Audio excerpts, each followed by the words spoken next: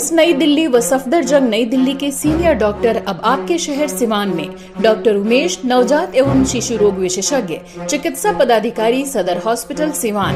Doctor Umesh जो आपके बच्चों का कर रहे कुशल व बेहतरीन इलाज। सुशीला देवी हॉस्पिटल, डॉक्टर उर्मिला अखौरी के सामने, hospital road Siwan. Mobile number 9199720654 और 7250722154। जैसा कोई नेता आके तुरंत कलम दे देगा।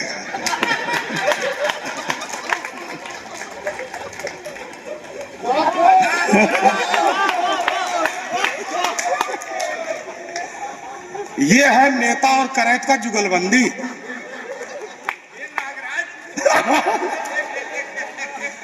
लेकिन एक बात याद रखिए, कवि और पत्रकार और लेखक याद रखे, कभी भी जीवन में कोई नेता, कोई प्रशासन का आदमी आपको कलम दे, उस कलम को सम्मान से जेब में रखिए, लेकिन अपनी स्याही से लिखा करिए। उस कलम से कभी नहीं लिखना है, कभी नहीं लिखना।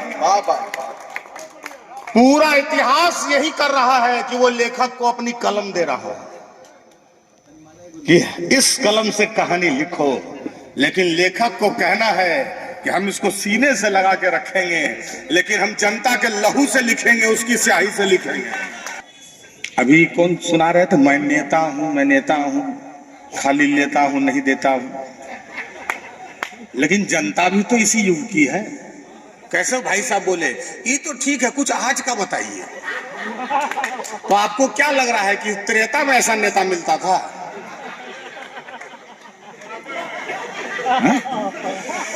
तो ऐसा जनता को देख के लगता है, मैं जनता हूं,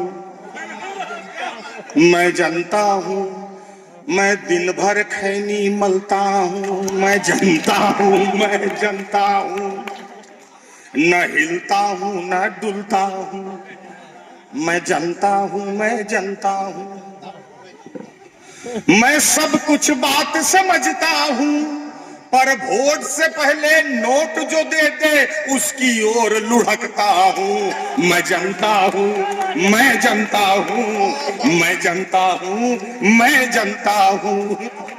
सोचा नेता करिया के का करबा, जब अपन बुद्धि लगाए के है ये नहीं के, कितना बढ़िया बेचारा, कितना खतरा उठे इनकम टैक्स में काम करत रहन। टैक्स का आदमी इतना रिस्क उठा के बोल रहा है, हम अपनी वोटों से सरकार बदलते हैं, सरकार बदलते हैं। हम और परिमल भाई साहब कुंभ नहाने गए, तो कुंभ नहाने गए तो हम लोग जब नहा के निकले तो नागा बाबा, अभी तो नागे बाबा की जलवा है, जो जितना नंगा हो जाए उतना पूजा जाएगा।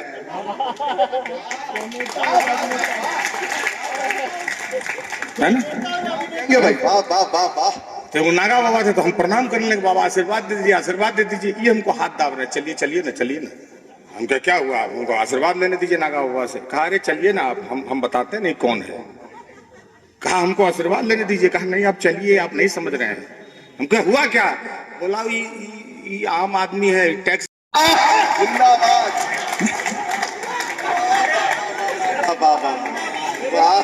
तो हम जाने रे भाई ये स्थिति है। खैर देखिए सिवान के लोगों, आप लोगों को लग रहा होगा कि एक सामान्य कवि सम्मेलन है। मैं आपको सही बताता हूँ, अभी मैं रोज कवि सम्मेलन कर रहा हूँ। हर रोज हजारों लोग सरकारी महोत्सव में जहाँ करोड़ों रुपए खर्च हो रहे हैं, ठीक है ना।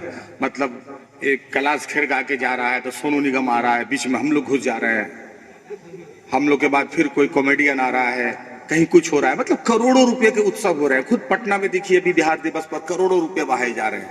यानी कि हर जगह हर दिन कार्यक्रम हो रहा है, पैसों से हो रहा है।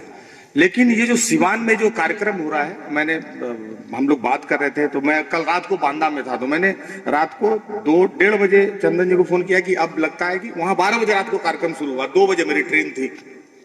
तो मैंने कहा कि लगा था छूट जाएगा, कैसे करम ना करम। लेकिन मुझे ये था पता कि मैं कहीं जाऊं ना जाऊं, इस कार्यक्रम को छोड़ने का कोई विकल्प नहीं था, कोई बहाना नहीं था मेरे पास। उसका कारण ये है कि ये कार्यक्रम क्यों कराया जा रहा है। हम तो जब आरती जी ने पहली बार मुझे फोन किया इस कार्यक्रम के लिए, तो इसका डेट 2-3 बार बदला गया है। मैंने इनको बहुत अच्छे से समझाया कि आप कवि सम्मेलन मत कीजिए, आप अपने शहर में कवि सम्मेलन करने के लिए क्यों परेशान हैं। तो इनका हर बार बहुत दृढ़ता से एक ही जवाब था कि हम अपने शहर में कवि सम्मेलन करना चाहते हैं, हम एक सांस्कृतिक कार्यक्रम रखना चाहते हैं। मैं अपनी ओर से हिंदी और अपने समाज संस्कृति के लिए जो भी भूमिका निभा सकती हूँ, मेरी पूरी टीम है, मेरे साथ मेरे दोस्त तो करना चाहती है, तो हम करेंगे। और मुझे आश्चर्य है, और मैं सच बोलता हूं कि इतने वर्षों से मैं कवि सम्मेलन हूं, ये पहला कवि सम्मेलन है मेरे जीवन का जिसमें किसी महिला ने मुझे फोन करके कहा कि मैं कवि सम्मेलन आयोजित हम लोग करवा रहे हैं, तो आपको उस कवि सम्मेलन में आता है। ये पहला था, ये मैं आपको बता रहा हूं।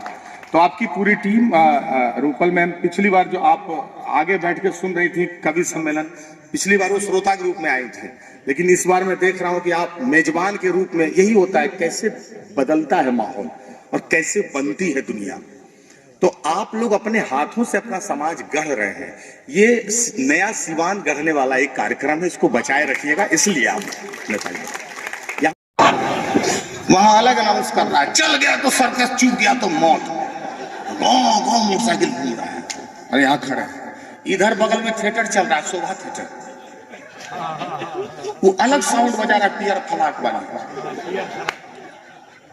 इधर जमुना परी मुर्रा भैंस सब इधर पहुआ रहा है, इधर से बीच में 3 आदमी बीड़ी पी रहा है जो हम लोग को सुन रहा है, और सामने जिलाधिकारी कहते हैं जमाना है आपको, जमा दीजिए।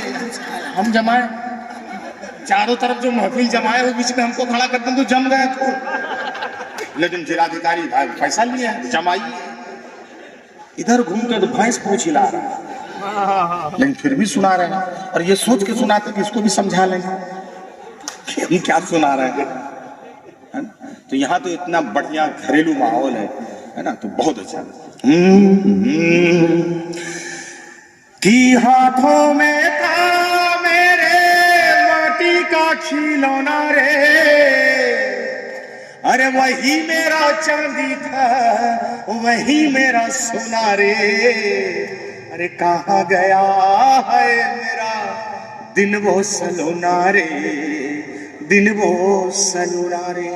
और क्या था बचपन, कि जहां मन जाते थे, अरे जो मन खाते थे, गेंदा के फूल से तितली उड़ाते थे।